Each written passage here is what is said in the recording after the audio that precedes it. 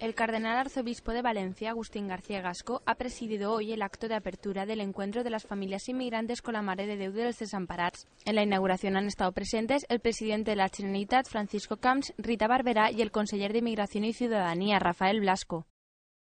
El encuentro en concreto que hoy se está celebrando y que estos días se va a desarrollar pretende fortalecer el árbol que todos estamos haciendo crecer juntos, pero también, y muy en concreto, algunas raíces que nos mantienen firmes en nuestros valores y en nuestras convicciones.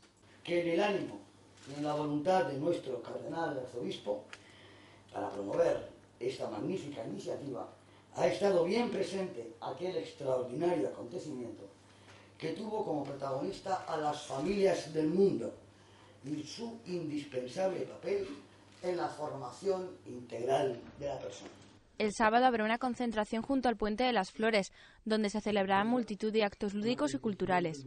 Posteriormente, los participantes realizarán una procesión por el viejo cauce del río con la imagen de la Virgen del Capitulet.